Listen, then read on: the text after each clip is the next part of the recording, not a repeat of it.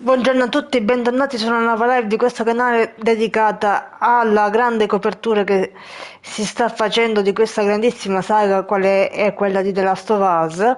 Nei giorni scorsi avevo fatto un'anticipazione di quella che doveva essere la copertura dedicata alla remaster di The Last of Us parte 2, quando ancora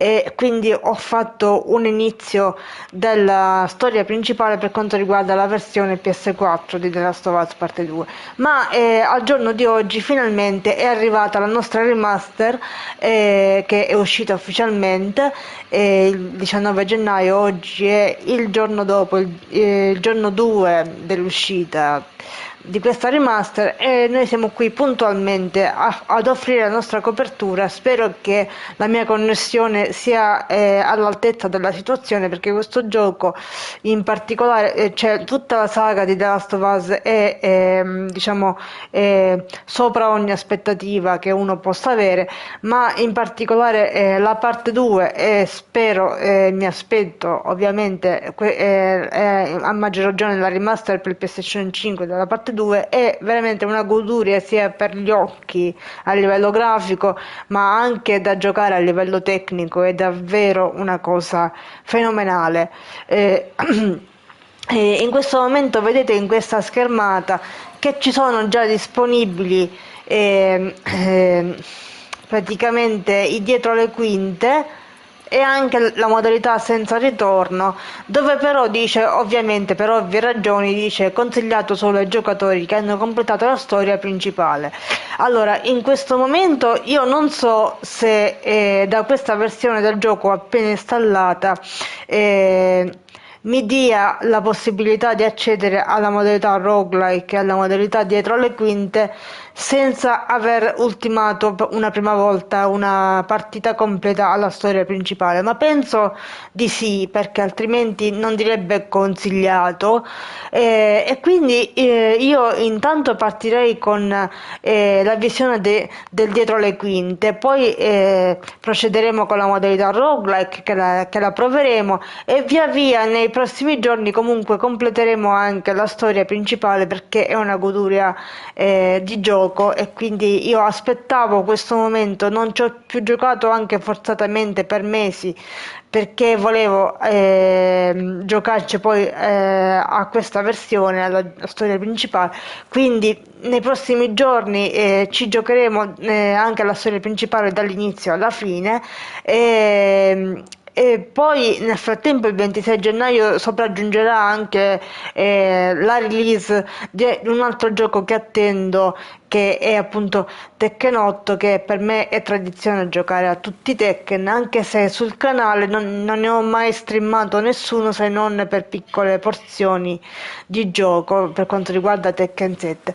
Quindi questo per dire che comunque continueremo a portare contenuti su The Last of Us Part 2 Remastered anche dopo l'uscita di Tekken 8, il quale non so se al contrario di The Last of Us non so se lo porterò in streaming, e probabilmente giocherò Tekken 8 soltanto offline, e online invece continuerò a portare anche dopo Tekken 8 i contenuti di questa remaster. Quindi se vi interessano i contenuti di questa remaster vi consiglio di seguire questa e le prossime live, che andranno tutte nella playlist che ho dedicato alla saga di The Last of Us, che si chiama appunto la playlist The Last of Us Saga, e ci trovate dentro sia il gameplay completo della parte 1 remake, sia il mio commento della serie televisiva, i contenuti che faremo da ora in poi per quanto riguarda la remaster della parte 2. Quindi vi invito a spulciare dentro quella playlist di The Last of Us Saga, e in particolare quelle dare un'occhiata alle live che faremo da oggi in poi. Quindi intanto partiamo con il dietro le quinte. Vediamo se mi ci fa accedere uno sguardo dietro le quinte alla realizzazione di The Last of Us parte 2. Allora, vediamo cosa. Ah, ecco, perfetto. Qua dentro ci troviamo livelli perduti, bozzetti dietro le quinte e commento. Livelli perduti dice gioca le versioni preliminari di livelli tagliati durante la fase di sviluppo della versione originale di The Last of Us Parte 2. Questi livelli vengono presentati in versione incompleta pre-alpha con un commento opzionale da parte degli autori. Poi vabbè, i bozzetti, vabbè, dietro le quinte, dice, guarda il trailer di Realismo 2, la creazione di The Last of Us Part 2 e ascolta il podcast ufficiale di The Last of Us. I contenuti dietro le quinte mostrano eventi chiave della trama, completa il gioco prima di sbloccare e io aggiungo che per ovvie ragioni, essendo questa una parte 2, se non conoscete nulla assolutamente del mondo di The Last of Us, dovete recuperare prima il remake della parte 1 e poi accedere a tutti questi contenuti, ma queste sono ovvietà, quindi noi andiamo intanto a vedere il dietro le quinte. Oppure prima i livelli perduti, non lo so, vediamo, aspetta. Il commento dice, vabbè, l'avevamo letto. Livelli perduti sono in pratica dei livelli giocabili, quindi io andrei a giocare questi livelli prima.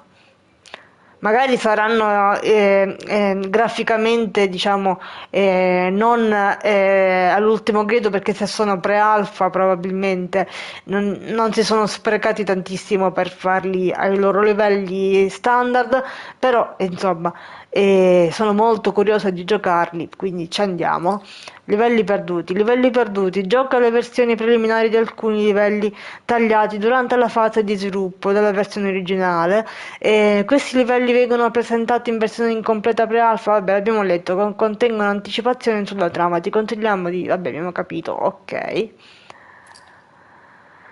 Allora, festa di Jackson, fogne di Seattle e la caccia. Ellie partecipa controvoglia a una festa a Jackson quindi questa è la fase iniziale del gioco, che poi viene, diciamo, rivissuta in flashback anche nella fase finale del gioco, e quindi diciamo è l'inizio e la fine, l'alfa e l'omega di The Last of Us Parte 2, ed è un evento centrale per la psicologia di Ellie, è un evento centrale quindi per la prosecuzione anche della saga in vista di una possibile parte 3. Ci sta che ce lo andiamo a giocare, quindi andiamo alla festa di Jackson. Allora, commento degli sviluppatori sì, video introduttivo sì, avvia.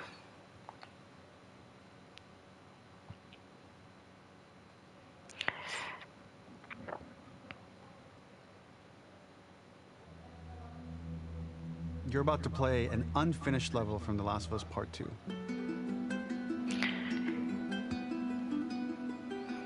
The reason we added this section is there are a few sequences, and we picked the 3 of the best ones, that we cut from the game. You know, often we build a game that's much bigger than what ends up being the final product. They were months away from being finished, but we wanted to give you an insight of what it's like when we built a game, because often we have this whole thing constructed and it doesn't have final art or audio or dialogue. And here you get to see the building blocks of what it's like when we first string a bunch of these levels together. This is the intro to the first deleted level, and this one is the roughest of the 3. We wanted to show more of how Jackson operates. So this is the festival where Ellie ultimately kisses Dina. This sequence would have come very late in the game as a flashback sequence while you're in the farm with Dina. And we wanted to show what is the rest of Jackson doing, and wanted to put on the stick, make it interactive. So you could see when you're outside, there are all these almost like carnival games that you can play. You could mix drinks, you could play with these kids that are playing a sort of clicker Marco Polo, sit down and listen to conversations. And all the different interactions were first or second pass, very, very early passes. The building blocks are there, but nothing is final. And ultimately, while we were very excited by this sequence, it's pretty fun and lighthearted.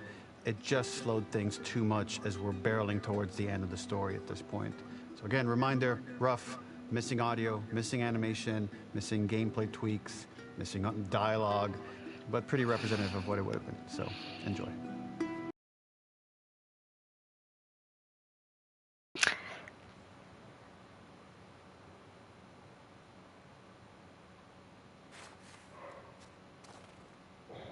È sottotitolato?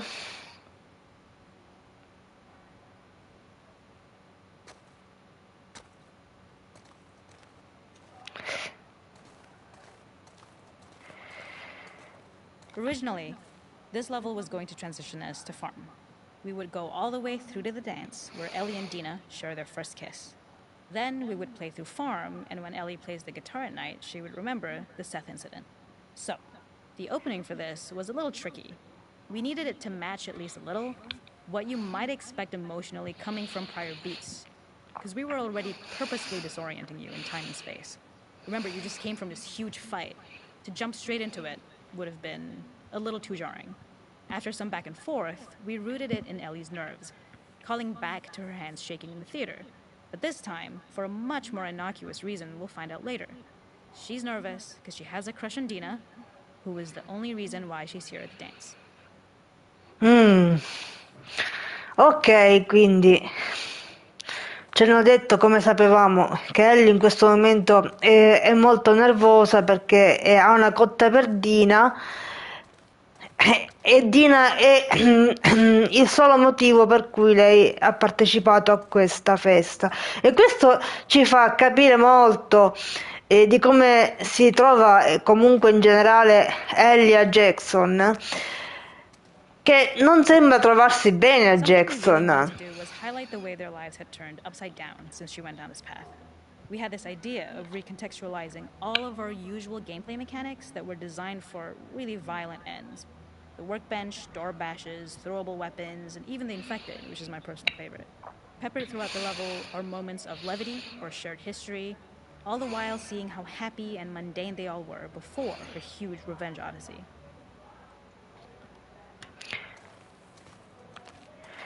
Vabbè, quindi questo è una sorta di Discovery Tour alla Ubisoft, alla Assassin's Creed.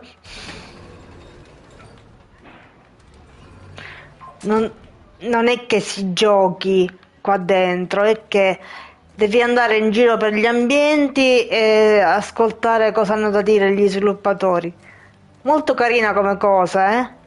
Perché poi cioè, ti fa vivere comunque lo spirito di alcuni momenti del gioco. To make a lot of things that kill and maim and hurt people. Here, we had the silly idea of using the same feel, harkening back to the same animations, using the exact same UI to instead fix a drink. Like the workbench, you could pick your base and then you could add something to it.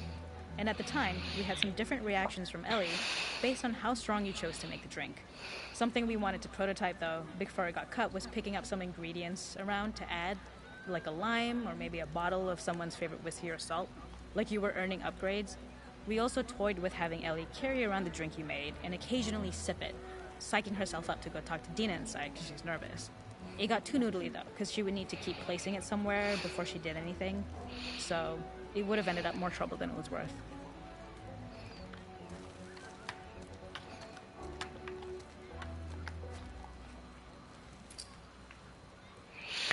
Ah, qui ci fa scegliere. Allora, il bourbon no, birra vabbè, tequila no, birra. Moretti, please.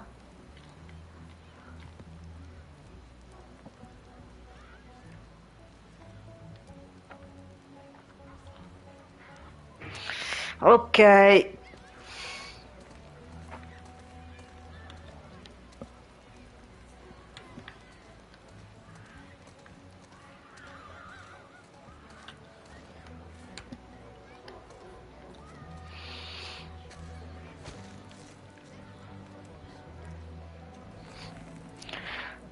Come va il tatuaggio? Ah, questo è il tatuaggio che gli aveva fatto Kat?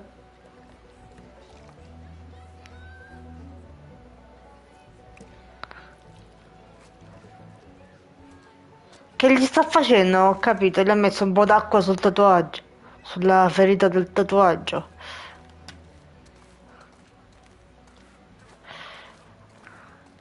It is not a festival without one of these throwing games. This one, of course, uses our throwable system where you're often chucking explosive things or stunning things, but for a more wholesome purpose, although some people take this game really seriously. A fun aspect of this is if you did well, you could win a toy here. Ellie would place it in her pocket. If you had done this, you'd find the toy with JJ, the baby, later back at the farm. When we cut this, the toy made it through anyway because it was so cute. It is the same one you see on the tractor at the farm. Ollie the elephant.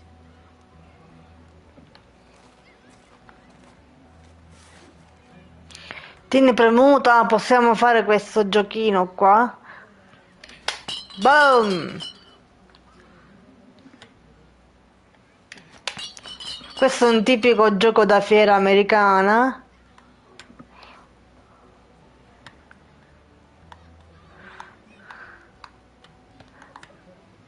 Ah no, così sei fuori mira, fuori mira. Vabbè. Ok.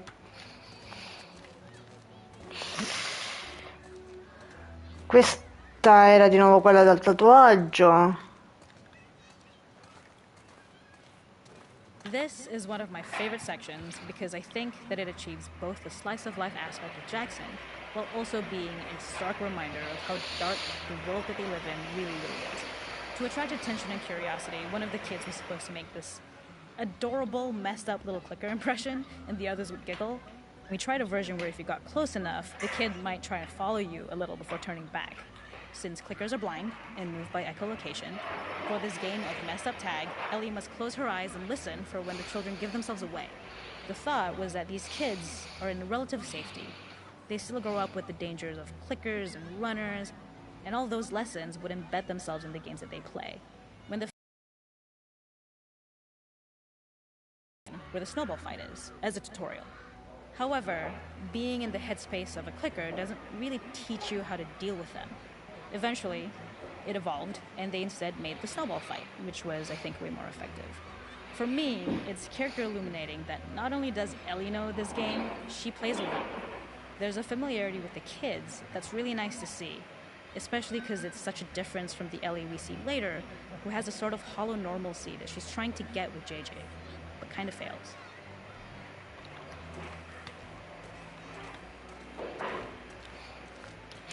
C'era un altro punto. Vabbè, andiamo avanti. Vediamo se lo troviamo. Ne dovrebbe mancare un altro. Vediamo se si siede qua. No, qua era dove era seduta all'inizio, no? Aspetta.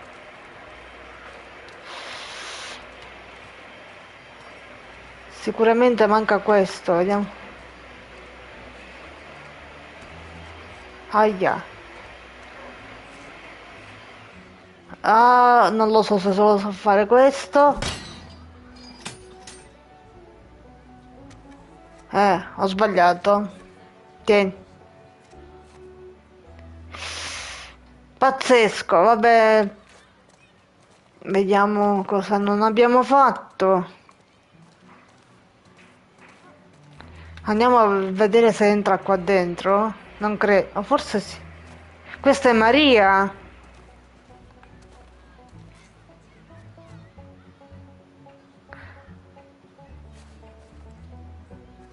Qua c'è Tommy. Ah, ecco. Ah, quindi siamo usciti, non li abbiamo fatti tutti. Ah, e quindi me ne mancava uno. Aspetta, voglio andare a vedere quello che mi è mancato.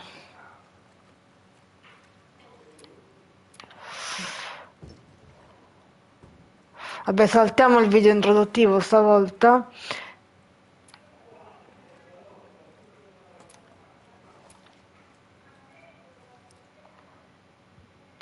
Perché erano 6 di 7, quindi me ne manca uno.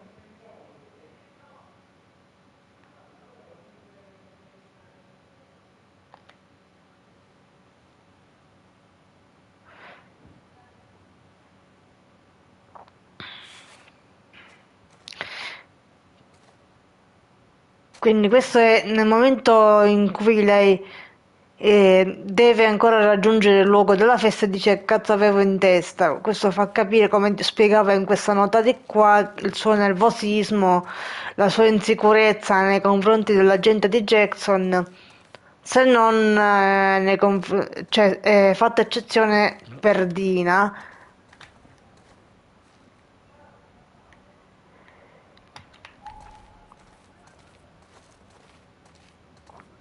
Questo l'avevamo visto, cerchiamo quello che non abbiamo visto.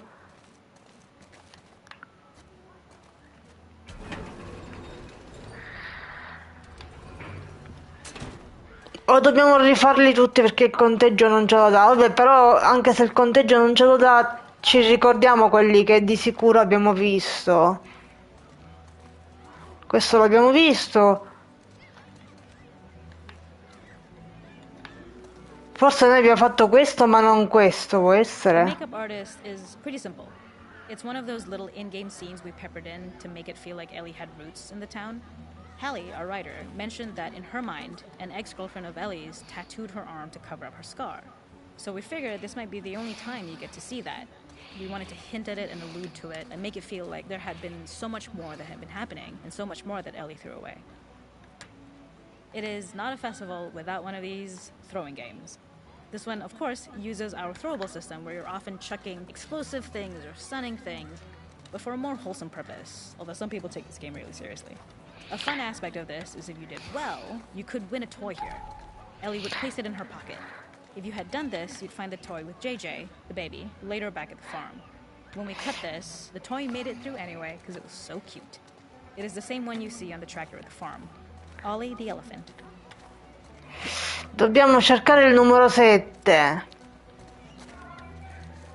Forse è là sotto.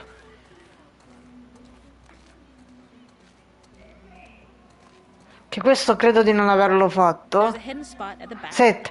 that was just a bit of fun. It was highlighting Jackson's normalcy with something we would find in a real world. In the back, you would find teenagers finding some alone time with each other in a dark corner of a party. It was rewarding the player for peeking into a hidden corner, but ultimately redirecting them back to the festival. We also had versions of them smoking weed here, despite Maria's consternation, probably having gotten it from Eugene. Va bene, adesso li abbiamo visti tutti questi. Quindi possiamo tornare.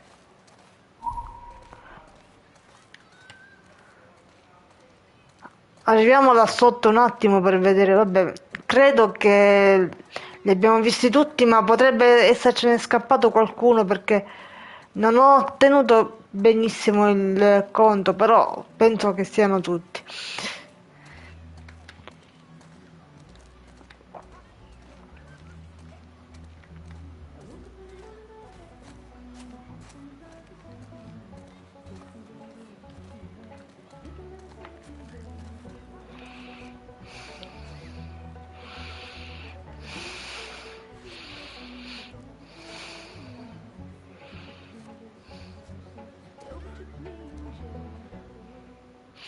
Va bene, adesso facciamo gli altri.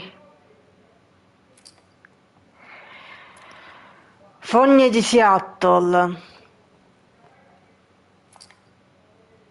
Commento degli usurpatori lo lasciamo. Video introduttivo. Sì, stavolta lo mettiamo. Vediamo cosa ci dice Neil.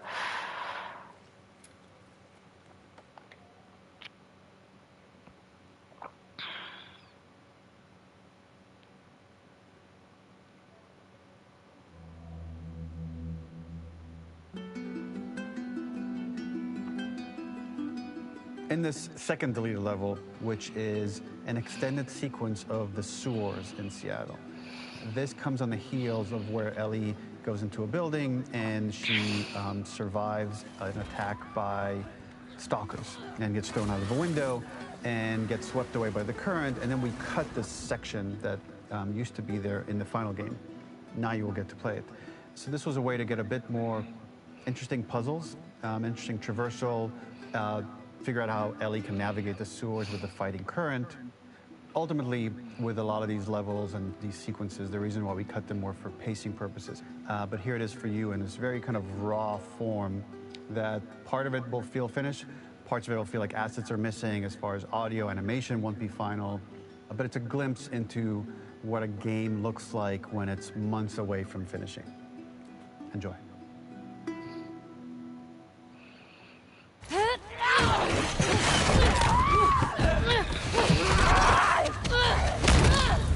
Ah, questo è... aiuto! Eh sì.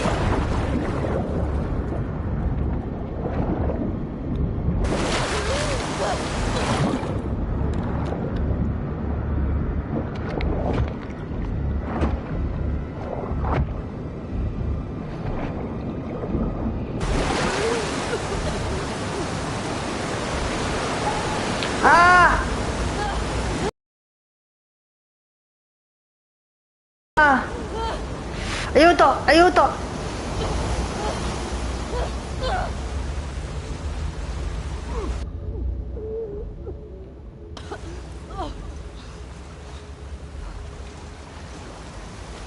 Quindi questo è più giocabile come... Cioè non è Discovery Tour questo?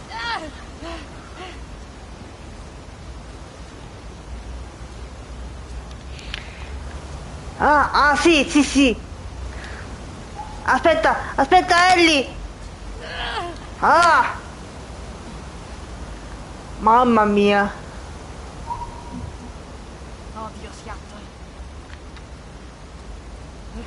This level, internally known as Find Nora, was quite long in duration as we had to make Ellie traverse a far distance to the opposite side of downtown Seattle. The sewer section was originally longer than what we released the game with, approximately 10 minutes more. This was one of the few areas of the game that used water flow as part of a traversal puzzle. The player has to go upstream to use the current to get to the platform to reach the other side. We mostly cut this mechanic game-wide, however it remained in essence in the section swimming to the aquarium as Ellie when you were avoiding the waves.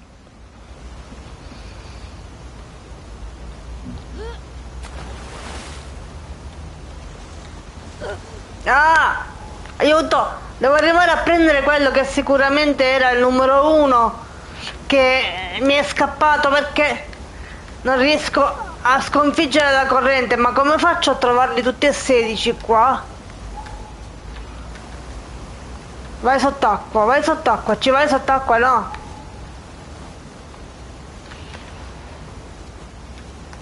Ho decisamente molti problemi a sconfiggere questa corrente.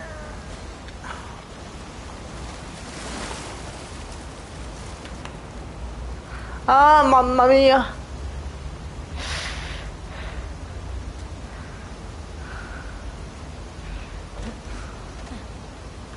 The ladder acts as an immediate goal for the player. Numero 1, Being able esatto. to climb out is not going to be so easy. To keep levels interesting and engaging, we alternate between positive and negative values the player experiences. Here, it's a positive to have found the ladder, but then a negative to discover it's not the solution. But then another positive to identify the next short-term goal of the doorway. By alternating between these opposing values, we give players what they expect, but not how they expect it. Saliamo questa scala e togliamoci dalla corrente. Ma stiamo scherzando? Stiamo scherzando proprio perché qua non ci puoi salire proprio.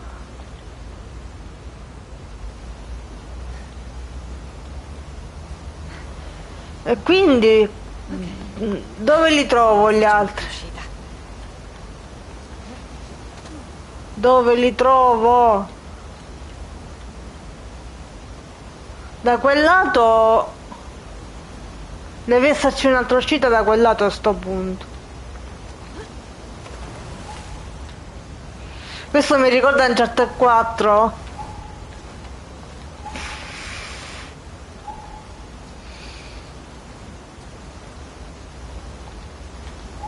Cioè l'unico modo è tenersi di qua. C'ero quasi. Quindi il numero 2 che era qua l'abbiamo preso, ma era questo il numero 2, ma vediamo se c'è qualche altra cosa.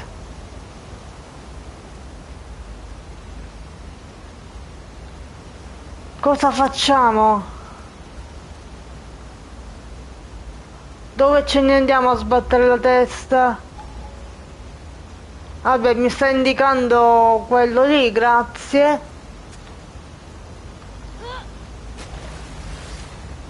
Ah, non ce la faccio. È decisamente Uncharted 4 questo. C'è una scena di Uncharted 4 fine di un ladro.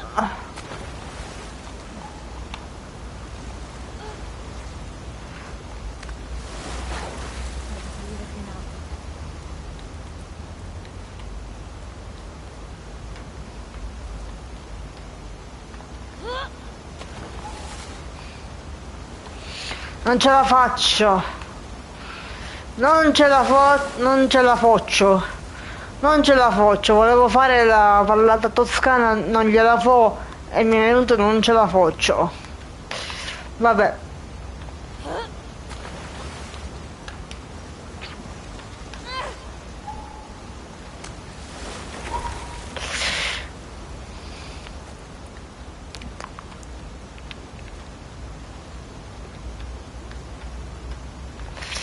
Ah! No, Ellie, non ce la puoi, non ci puoi arrivare.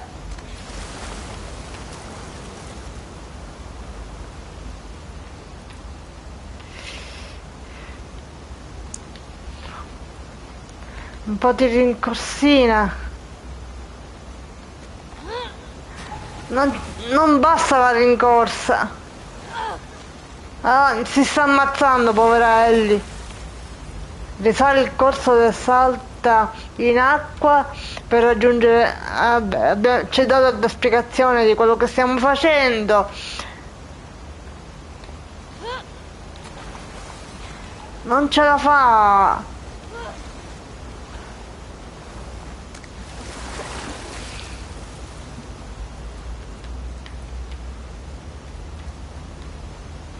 Ci metteremo tutte le 2 ore che abbiamo a disposizione per fare questo salto.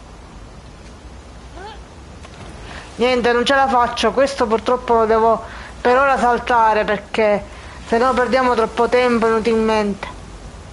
Faccio l'ultimo tentativo, magari correndo. Forse se ci arrivi correndo, può darsi che se arrivi correndo da là sotto. Ah, peggio che andare di notte con le scarpe tutte rotte. Niente, usciamo. Usciamo.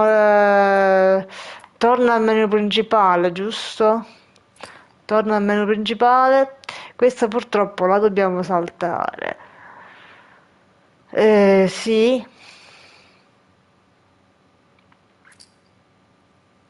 Quindi fogni niente. Facciamo la caccia, forse è anche più bella la caccia. Commento e video introduttivo, sì e sì.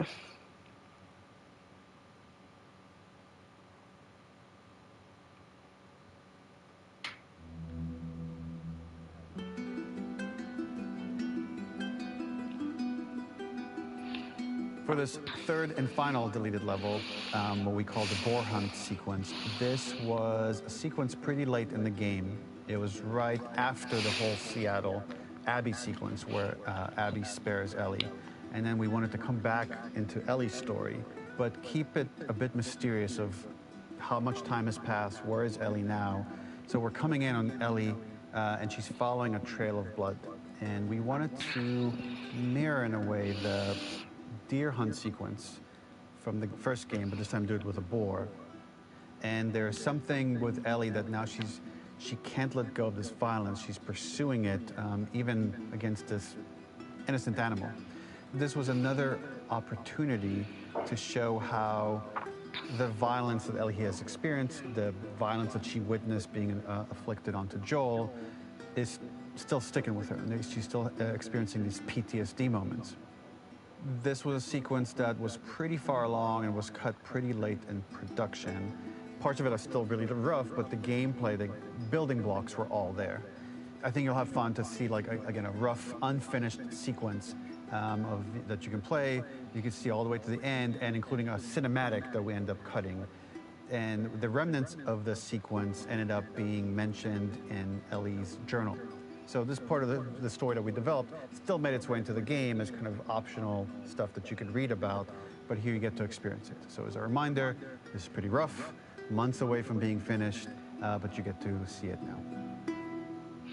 Beh, questo l'avevamo già immaginato, l'avevo detto anche io, che diciamo l'aspetto generale è molto grezzo perché è ancora lontano da essere completato.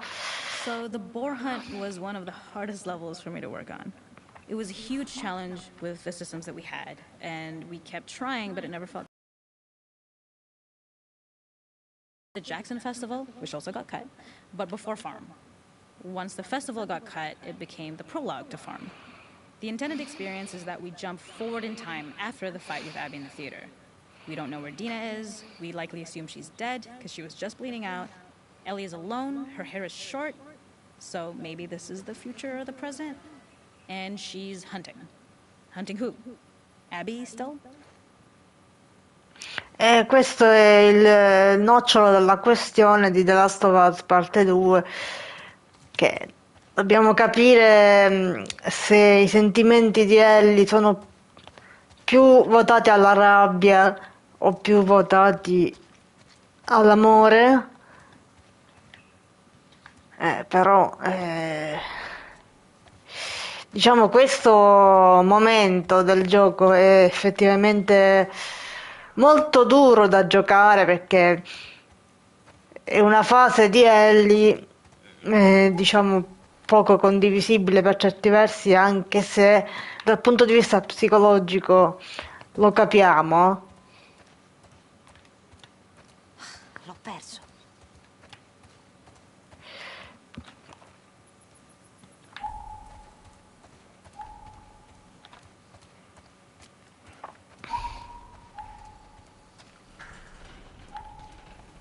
Però in fin dei conti è la stessa cosa che fa Abby all'inizio del gioco con Joel. Cioè la rabbia di Ellie in questo momento è la stessa rabbia di Abby all'inizio del gioco, quindi se capiamo la rabbia di Abby all'inizio del gioco dobbiamo Early iterations capire. of the fight, it was more arena-like. The player slowly whittles down the boar's health. Ellie gets more visceral and more vicious. We get a little worried about her. As the boar gets weaker, more panicked, more feral, and we start feeling sympathetic to the boar, was the hope. In all of these iterations, especially of these wider areas, it required custom AI and scripting to make sure it continued to feel organic as an animal, but we really needed it to do specific stuff. It needed to be able to close distances really, really quickly. It needed to charge to attack, but we wanted the feeling of hunting, so we needed to track it down from afar. And we also needed to discourage the player from attacking the boar when it's that close, or it would kind of turn into this melee kerfuffle. How do we do this in our world while keeping the boar believable? Vabbè, però diciamo il fatto di sottolineare il discorso dell'aggressività gratuita contro l'animale innocente nel mondo di The Last of Us sembra un po' esagerato, nel senso perché nel mondo civilizzato e tranquillo in cui viviamo noi, uno può dire sono amante degli animali e sono contro la caccia, ma nel mondo di The Last of Us ci poteva anche stare che andasse a caccia Ellie, nel senso.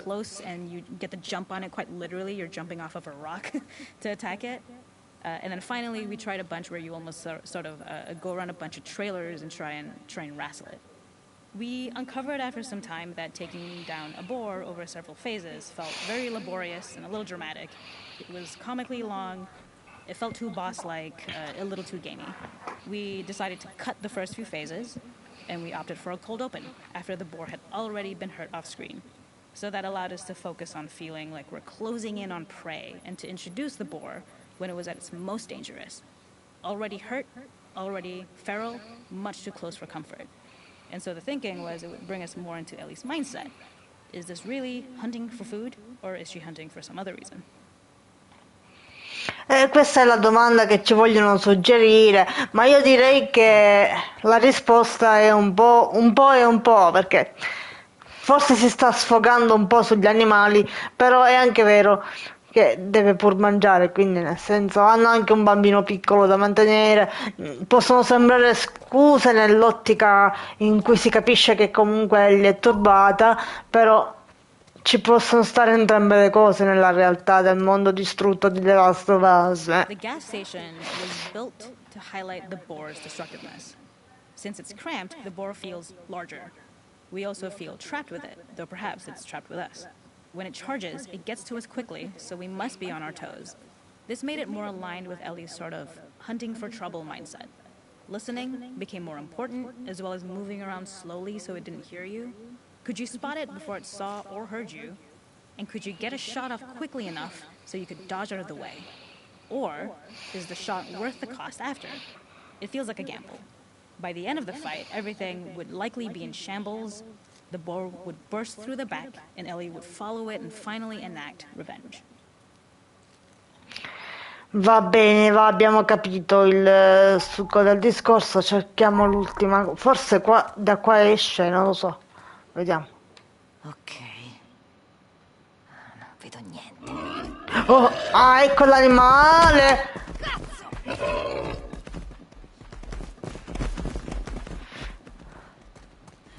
Quindi ora si suppone che dobbiamo sfogarci sull'animale,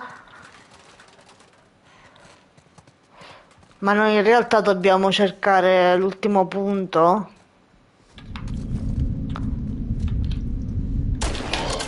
Sei mio.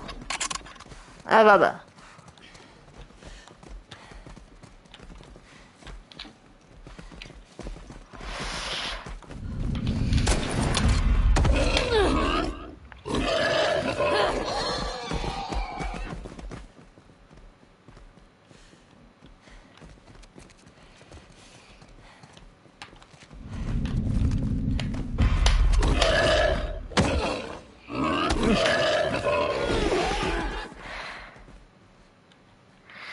E vabbè, non sembra poi così tanto feroce Ellie, mamma mia.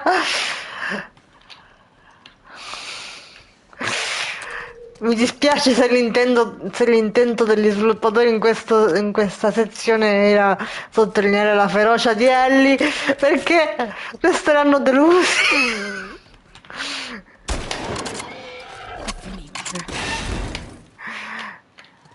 Non puoi scappare.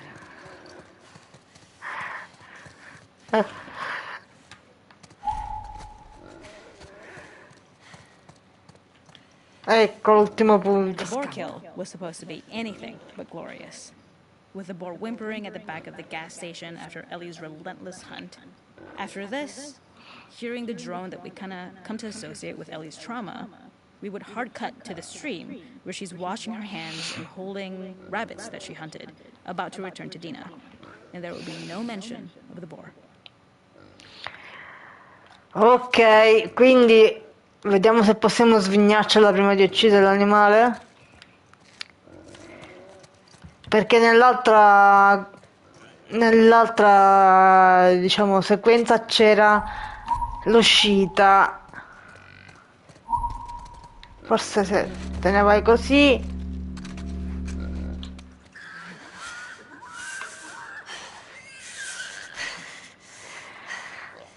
Ah, poverino, mamma mia che tenero. Ah, ah. Dai. Ah. A questo punto devi ucciderlo. Perché a questo punto sta soffrendo l'animale. Tanto vale che lo uccidi.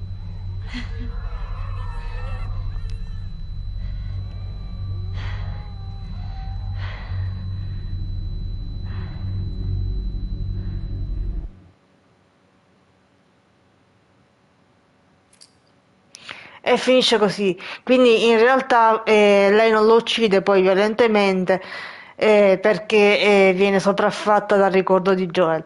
Quindi di questa sezione purtroppo c'è rimasta solo quella delle fogne, ma tutto sommato non smanio per sguazzare dentro le fogne. Quindi mi dispiace per i contenuti, magari poi se più avanti riesco a sbloccarli poi faccio un video registrato, non lo so. Comunque, tutto sommato diciamo che i livelli perduti più belli ce li siamo, quantomeno quelli più significativi per il gioco e per li abbiamo visti tutti. Ora facciamo dietro le quinte. Dietro le quinte abbiamo trailer di Realismo 2, la creazione, trailer di annuncio, vabbè, e The Last of Us podcast ufficiale, portami con te dietro le quinte, dovrebbe aver paura di te Ellie, sei tu la mia gente Abby, rifarei lo stesso. Allora, trailer, scopri ogni dettaglio sullo sviluppo dell'acclamato sequel. Vabbè, guardiamoli tutti in sequenza perché non sappiamo. Forse sono i trailer che abbiamo visto durante la campagna promozionale iniziata nel 2006. Filming began to. Vabbè. Sì, infatti questo era uno dei trailer. Most ambitious game in the studio's history. That's a big challenge to take on. Due to the vabbè, la storia la sappiamo. Beloved game that won all these awards. So many people were like, Last of Us 1 is perfect. They shouldn't make a sequel. My hope is it's going to make the first game even greater. That's the thing I love about the beginning of a project. It's like, it's all optimism. This is going to be the game that I always dreamed about making. Let's do something new. Let's take risks. Let's kill Joel right away. Let's just kill him. Yeah, I was like, what? Yeah, let's do it. You're gonna piss a lot of people off. This scope on this game is extraordinary. I'm confident in the game if we finish it. I'll be frank, it's not looking great. I'm feeling burned out. I can't crunch like I used to. We started having these leaks. It was awful. There were a lot of days where I would just cry. And then there's these rumblings of this pandemic. Are people going to want to play a game that takes place in a pandemic when there's a real pandemic? Ever going to finish this game?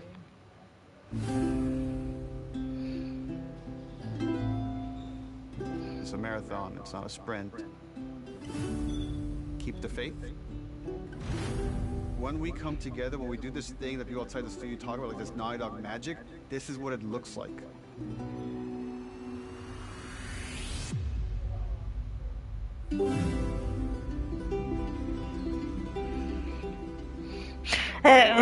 Quindi queste sono. So then what happens is all of us become friends.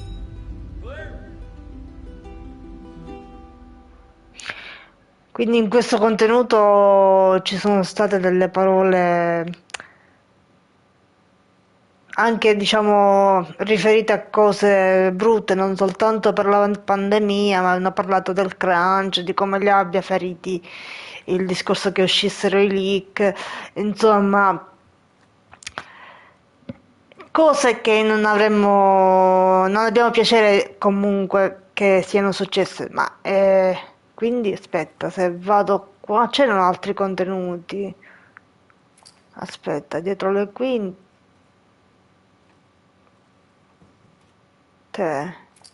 aspetta, noi abbiamo visto il primo trailer di annuncio.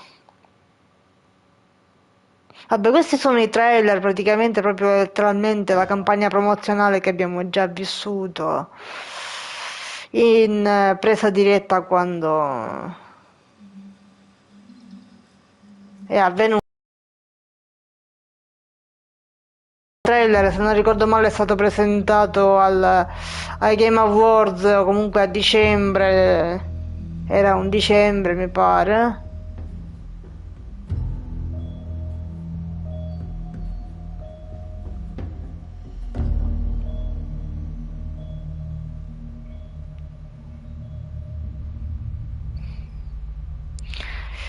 Quindi questo è il primo evocativissimo trailer su cui abbiamo sbavato tutti.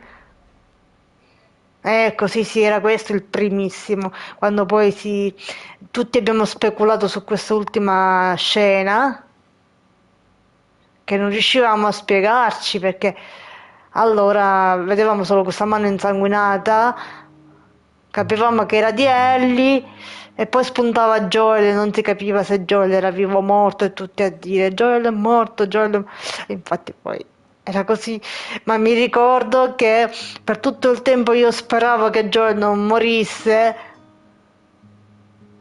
e ricordo che l'ultimo trailer della campagna promozionale, quello proprio poco prima dell'uscita, faceva vedere, quantomeno dava l'illusione che Joel fosse vivo. Vediamo se poi si vede quest'ultimo trailer, poi ne parliamo.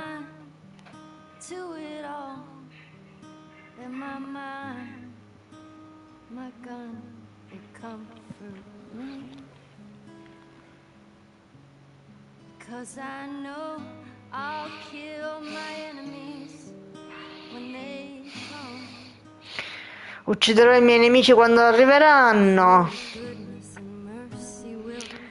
E questo era Joel, che tutti pensavamo allora fosse ancora vivo. Che in questo trailer sembrava vivo.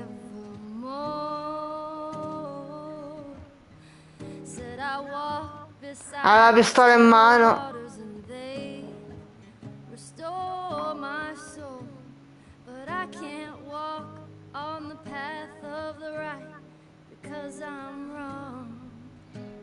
Non posso percorrere la via dei giusti perché sono nell'errore.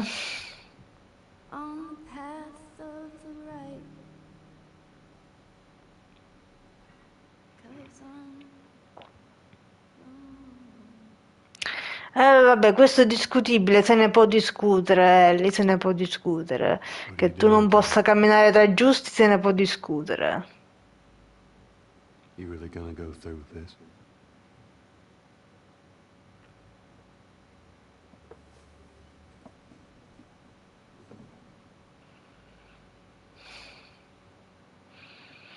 I'm gonna find Every last one. Last one. Me lo ricordo a memoria.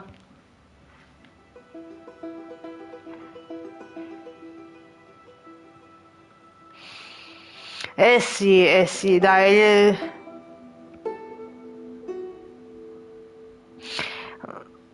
A vederlo con gli occhi di adesso non c'erano dubbi su come andasse la trama, però vi assicuro che la prima volta che vidi questo trailer, tutti a dire Joel è morto e Ellie si vendica, era abbastanza chiaro comunque, però io lo volevo negare fino a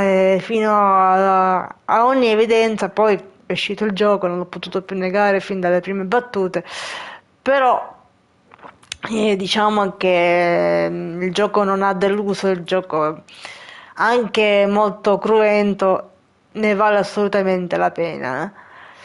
Dietro le quinte, allora li guardiamo tutti, riviviamo la campagna promozionale, podcast ufficiale, aspetta.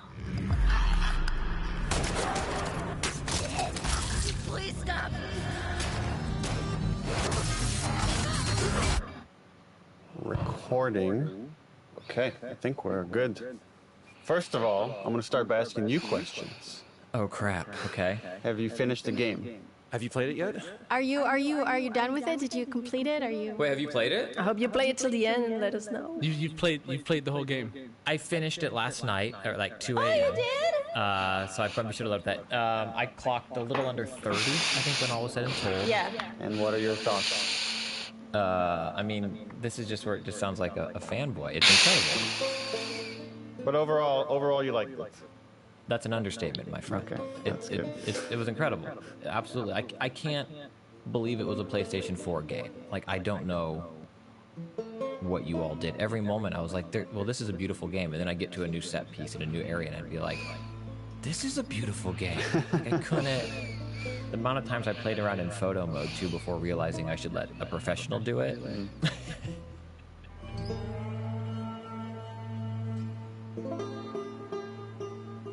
Welcome back to the official The Last of Us podcast. I'm Christian Spicer. Up until this point, we've been covering the story of the first game with the people who made it. But now we're moving on to the second game. And these next few episodes are going to be a bit different. Instead of the beat-by-beat conversations we had for part 1, in these next 4 episodes, we'll be doing a larger overview of the making of and really hone in on our 2 main protagonists, Ellie and Abby. You're still going to get insight from Neil, Ashley, and Troy, but you're also going to get to hear from part 2 co-writer Hallie Gross, the voice of Abby, Laura Bailey, and many other people behind this new installment of The Last of Us. The game's been out for a few weeks now, so we've all had a chance to play it, but please know there are going to be spoilers in these discussions. Proceed at your own risk.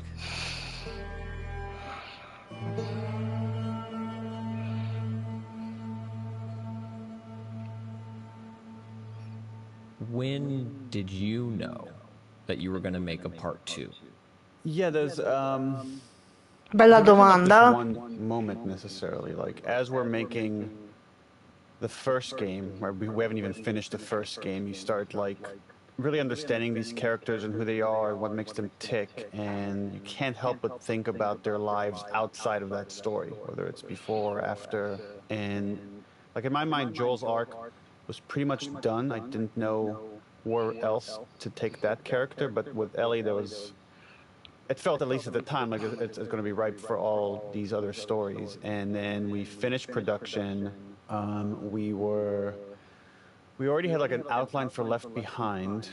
I finished that outline before we finished actually The Last of Us Part 1. So I knew exactly when this finishes, here's what this DLC is going to be. But at the same time, I started thinking about ideas for the next game, and a lot of them were very plot-driven. Like, it was like, okay, what's a cool situation to put Ellie in? And it was like, oh, what if she heard someone else was immune, and she's going to go on this journey to find this other person that's immune?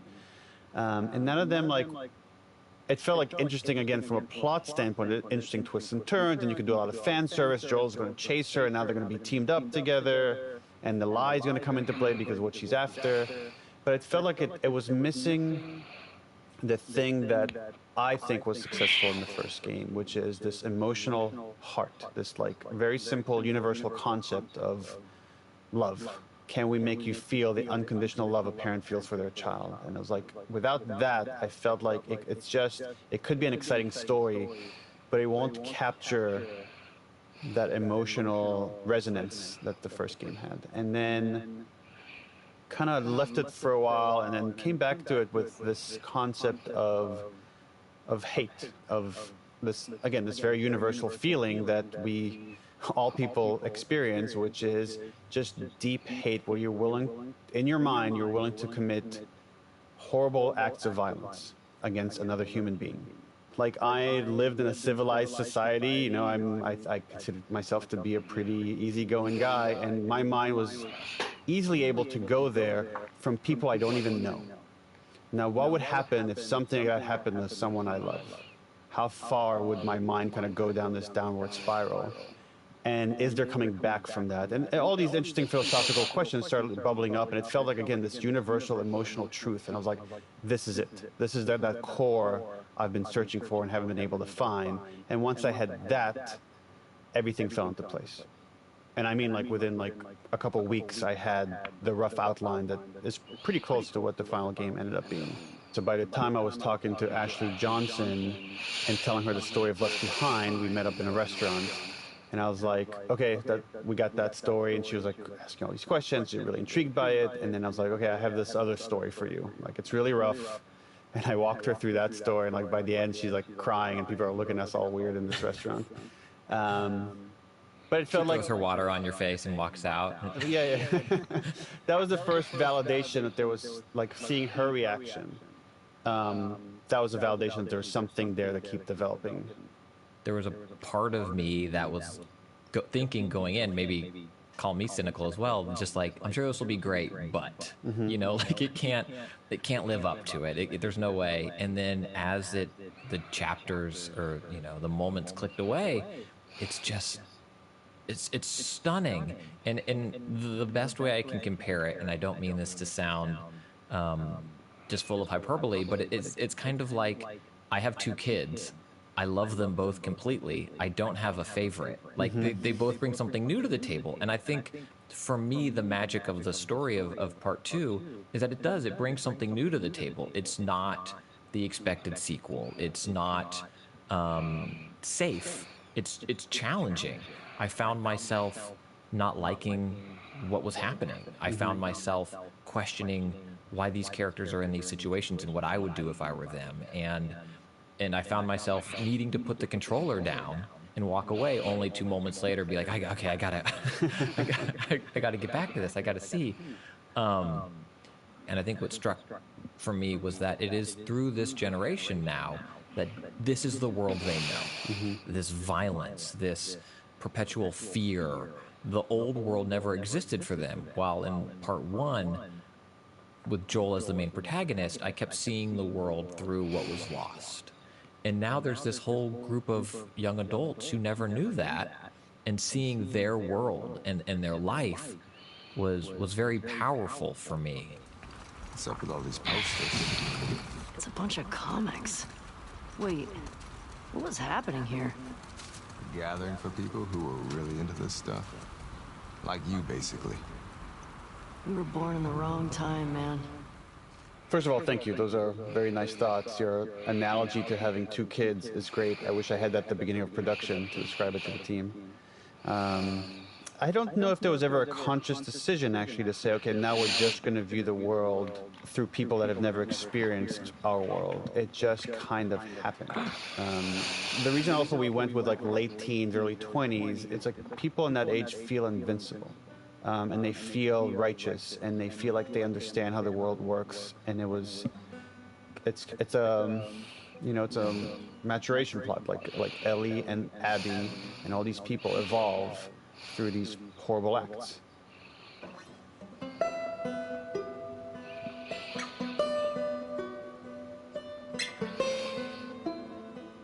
My name is Hallie Gross, and I am the co-writer and narrative lead on The Last of Us Part 2. So I got hired to be a writer on the game with Neil, and I was brought in super early to help him break the story, outline it, figure out scenes and characters and the whole shebang, and then I ended up getting the narrative lead title like 2 years into my role at Naughty Dog, when I started to take on sort of larger responsibilities and basically being Neil's tiny loudmouthed shadow. What was the collaboration process like? You mentioned it a little bit. So I think Neil and I have like very, very similar tastes. We agree, I would say, on like 80% of things. So a lot of it was trying to just plus each other and go, okay, we'd identify a problem to solve, or, you know, a narrative thing that we wanted to figure out in a day or in an hour or in a 10-minute stretch. And then we would just keep trying to find the best, most interesting version, something you haven't seen before, or something that feels on theme or true to character. And there was very little ego about it. It was just whoever's idea we both thought was best, that would be the one that ended up on the card. And then, you know, when we opened that conversation up to more people in the studio, there was also the like, okay, we're going to try and sell you on this idea and pitch you on this idea.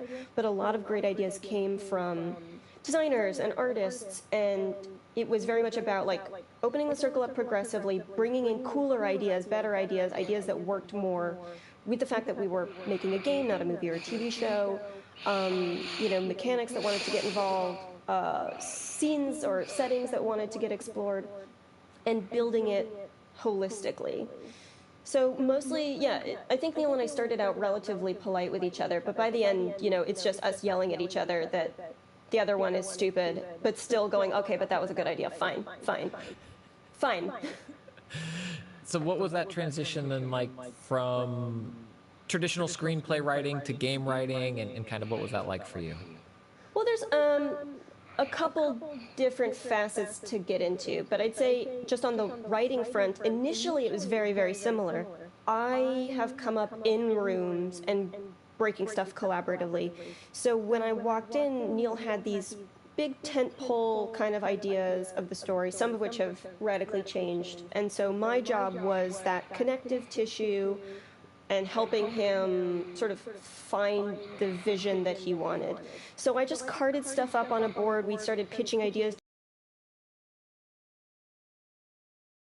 all of that felt really similar to writing a 10-episode season of television.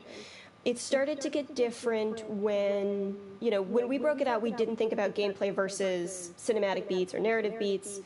We just said, what's the story arc? And obviously you have to keep in mind, like, okay, we've got to figure out how to have a lot of enemies that you kill, but we weren't thinking in terms of gameplay.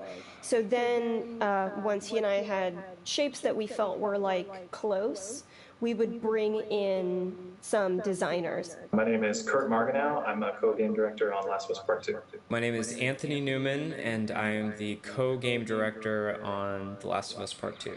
I'm curious if we could step back a little bit, and if you could just talk a little bit about what, and maybe specifically at Naughty Dog, or more generally if you'd like, but what game directing is, and what that role is, and what you do in it. Yeah, that's definitely one that is going to be different for every studio. I guess on the highest level, the way that I would describe what a game director does is like... Vabbè, ma mi sembrano discorsi molto generali. Comunque, andiamo un po' avanti perché è lungo, è lunghissimo.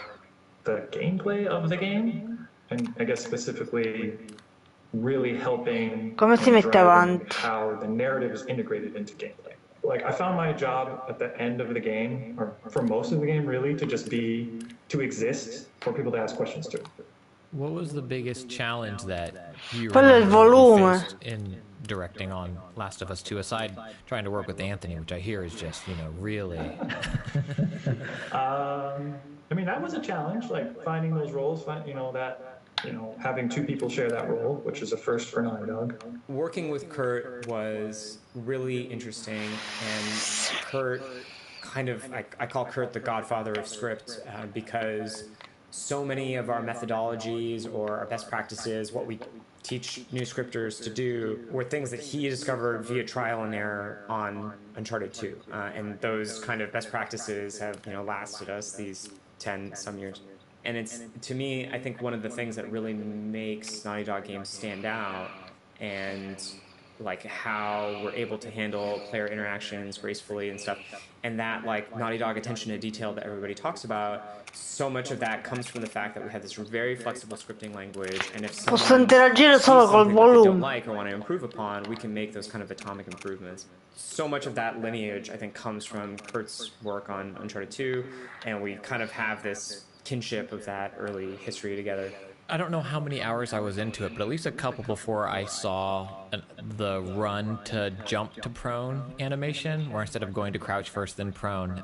And I don't know if that literally saved my character's life a few times after I found it, but I loved it. I'd be booking it towards tall grass, and I would just do that dive into prone, and it was so satisfying. And like the little, this is where I'm just like a fanboy now for a little bit, the little touches, the moments of like, so I'm Ellie and I do that, and then I'm gonna draw out my bow because I don't want to give away this position I just kind of fought to find, and the way she then rolls over to pull it, like it feels very real. And even in those moments of, it's a gameplay mechanic change of I'm in this position of hiding to now I need to be armed for combat, it still felt like a moment that was how it would happen. And I'm curious how you all kind of balanced that or made those decisions to, what is real. You can play an animation on the top half of the character, but not the bottom half. So the result of which is like, it just looks like I'm grabbing shit and putting it in my backpack. And it looks realistic, like I would in the real world, be able to pretty easily walk past. Go back to Nate throwing a rope, I'm not gonna, he's got to wind it back up. Even if I throw it halfway through it just felt so good. The breaking glass was such a big win for us, like for how mechanics, but we have to kind of make do with things that are as realistic as an enemy takes cover behind a fortification. Vabbè, sono aspetti tecnici. The first game, it was like a little section of something between that 20-year gap in The Last of Us 1. Being forced to kill the doctor, to kill the other two doctors. This obviously the biggest choice, the biggest thing that...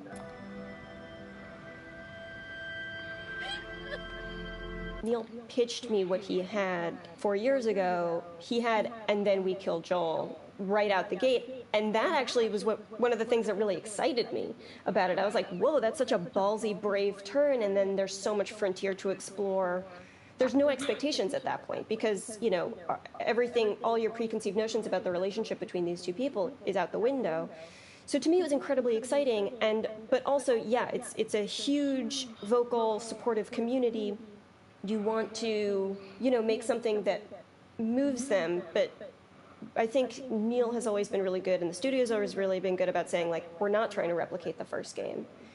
And I think a safety net that I've always had is I'll just blame. It's not too dissimilar from what I had. So I'm like, here's the beginning game in this one area. Cioè io da un lato lo voglio ascoltare tutto, ma dall'altro interesting from an aesthetic point of view, but also interesting from a design point of view. So what kind of shapes can this place afford us?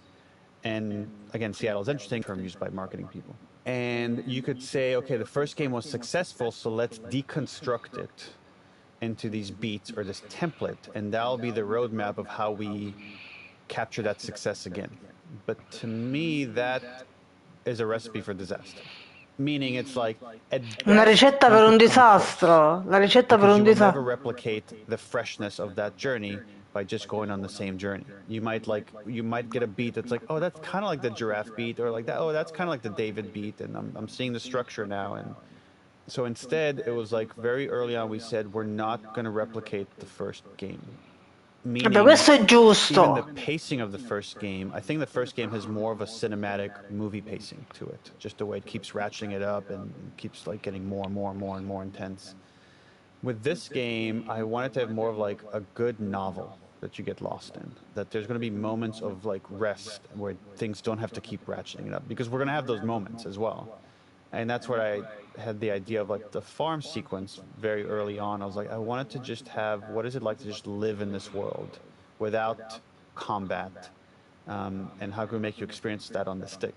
So knowing we have those moments, knowing that, for example, one of the parts from the first game that people talk about all the time is the opening. How like people have said like, oh, that's one of the best video game opening ever. And I was like, okay, we're not going to try to replicate that. There's no way we're trying to like top that. We got to do something different.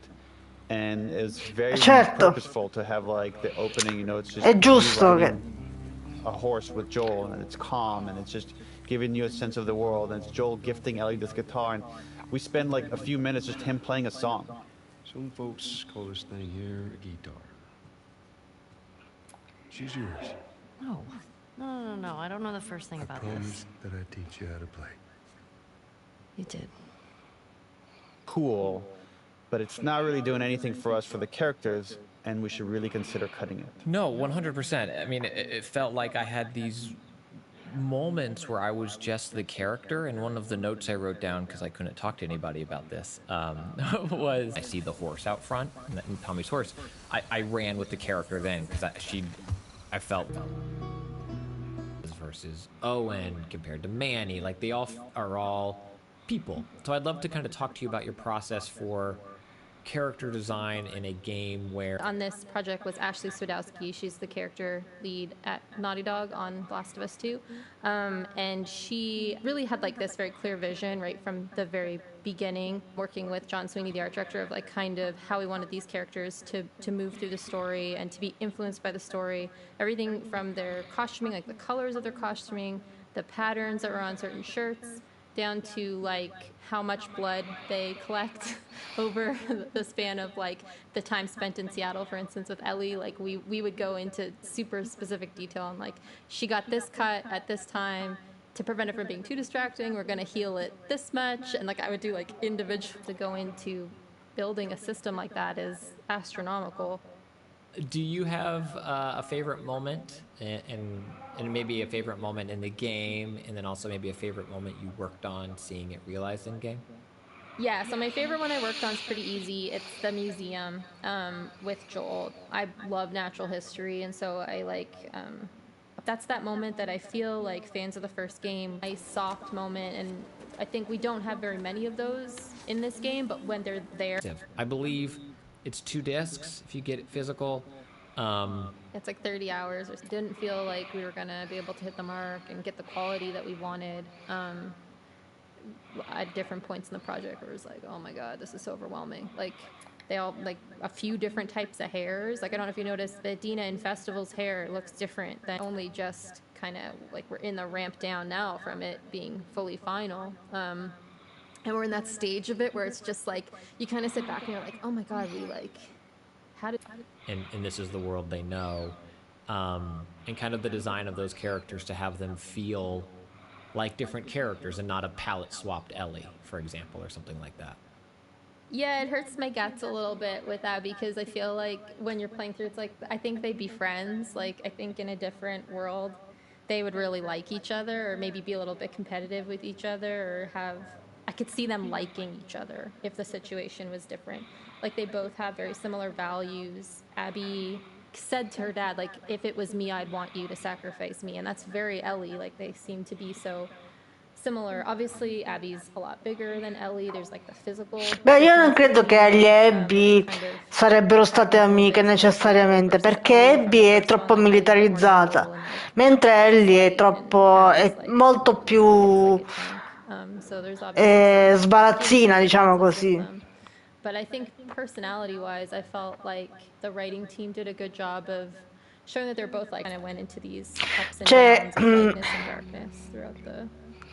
Ellie e Abby si contrappongono per l'educazione ricevuta, perché Abby rappresenta la ragazza ligia al dovere, la ragazza che segue le orme paterne, che sono molto ingombranti, mentre in fondo Ellie esprime la libertà, la capacità di rimanere bambine nonostante la tragedia. Per questo io sono molto più Ellie che non Abby. E non sono fan di Abby. Mature ways of communicating in the world and addressing their feelings, and I think we're all guilty of, like, you know, the amount of iPhones I threw in my 20s into walls, you know, is I like that heightened world. I like talking about trauma and survival and resiliency, and a world in which the violence is more on the surface makes those conversations, I think, clearer for people, a little much easier to understand when you're speaking on a grand scale, where it's like, oh, is universal in a way. I love badass women.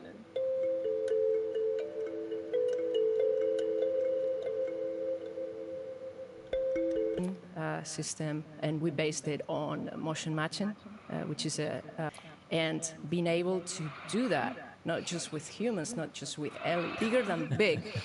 This is just big and huge, and their fingers playing guitar on the frets, on the strings. I mean, mind-blowing. And you all are not only showing the hands, I mean, it is zoomed in with the fidelity and... Yeah. So that's done very early on in the project. You know, we start with the trailer, so that would be the first trailer we saw where, like, Joel walks in and, like, sees Ellie. So it's a back and forth to get that look. Once the look is established, then it's easier to... Abby gets hanged. And then feedback from the whole studio, effects, shaders, character artists. So it's not just animation, it's all the departments together. Part one certainly had its memorable animal moments. The giraffe and monkeys, I think, jump out for a lot of people. And I'm curious what the process was for part two to make them a bigger part of the game, certainly with the horse and dogs. And I'm curious what that experience was like and how you brought that greater realism to the game and to those types of creatures or animals. It all comes back to being a hero character, the horse and the dogs. So we thought we need to motion capture this to bring it to the realism. So we went that route, and that was challenging, but it was super fun. It was really interesting what the limitations are, having a smaller space, you know. You couldn't get to full sprint, so we had to make some tweaks to make that happen, you know. So we motion capture, but we also have a very talented animation team that takes that data and needs so much adjustments. And the bodies and the enemies have emotions, so they could, if they're saying a line with they're smiling or like they're laughing, they would communicate that on the facial expressions. And, you know, like from the dialogue team where they decided that they wanted to like call the enemies by name, which means, you know, that gives such a, you know, you're gonna kill someone. Kill Sarah. These are people. They're not just not idle animating things that you go and take out. It's like they have a life. And even, you know, Soldier 114, now I know is Sarah. She has someone that she cares about and that cares about her. And I killed her. Brooke? God damn it, where are you? Amir? With me? Come on. Someone took out Amir! Someone's out there! Brutal world take it literally and fight. Like they are fighting. And I'm left with the feeling of, is any of that worth it? Is any of it worth it? And I don't know if I have an answer, which makes all those difficult moments prior to that more difficult. To me, that's what the games are about. At least the games we make, they're meant to mean something. Like if you end up playing a game and then you finish it and then there's no emotion or there's no investment, there's no care about anything, but we give the stealth tools to be able to avoid and make your own decisions. And like, if you don't want to do it, maybe you don't have to. Maybe you can really, really find ways around those difficult moments. And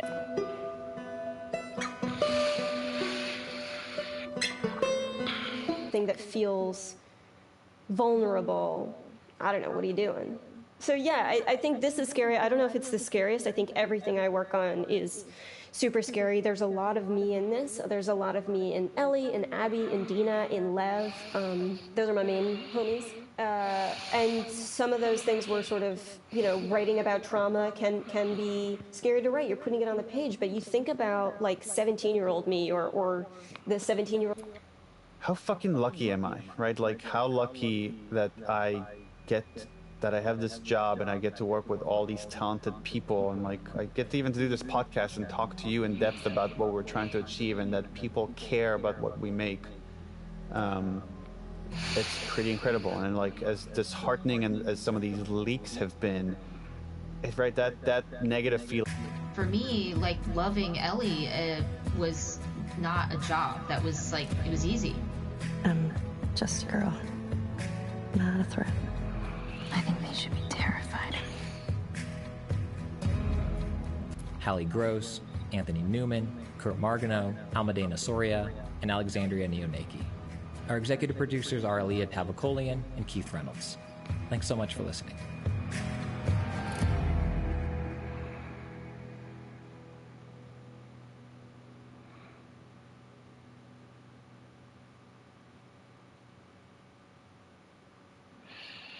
Allora, vediamo se si stacca e passa all'altro.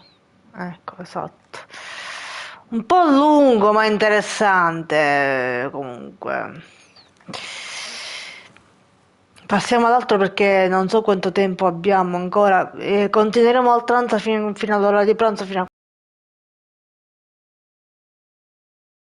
lasciato via così. Però, insomma, andiamo avanti. Dovremmo aver... dovrebbero aver paura di te. Un'analisi del personaggio di Ellie e del suo arco narrativo con gli autori Neil Druckmann e Ellie Gross, con la partecipazione di Troy Baker, Ashley Johnson e Shannon, durata 1 ora e 2 minuti. E vabbè, poi lì c'è Abby, e poi invece questa di qua, un approfondimento sul finale dell'impatto di Last of Us Parte 2 con gli autori. Vabbè, ci sta. Va bene, dunque, vediamo intanto che ore sono. Sono le 12:33, quindi è inutile che inizio secondo me, perché avrò al massimo una mezz'oretta di questa ora e passa, di queste ore e passa, perché noi siamo arrivati qua, dovrebbero aver paura di te. Allora, questa dura 1 ora e 2 minuti e non ce l'abbiamo.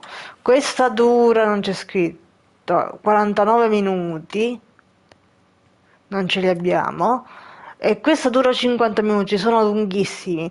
Riprenderemo da dove abbiamo lasciato subito dopo pranzo e ci ascolteremo subito dopo pranzo questi che ci mancano, perché soprattutto questi due li voglio, li voglio ascoltare per bene.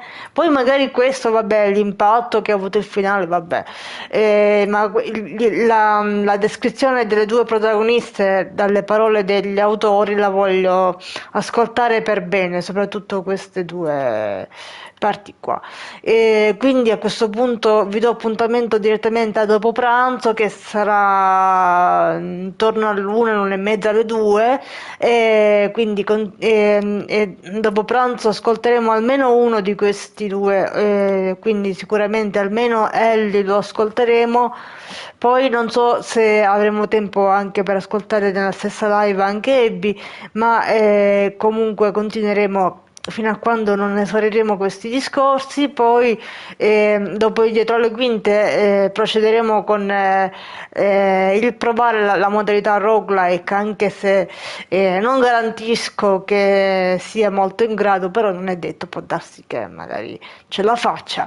E quando finiremo, quando ci sazieremo di tutti questi contenuti extra, riprenderemo la storia principale, che è comunque, al di là di tutto, il contenuto comunque migliore anche di questa remaster.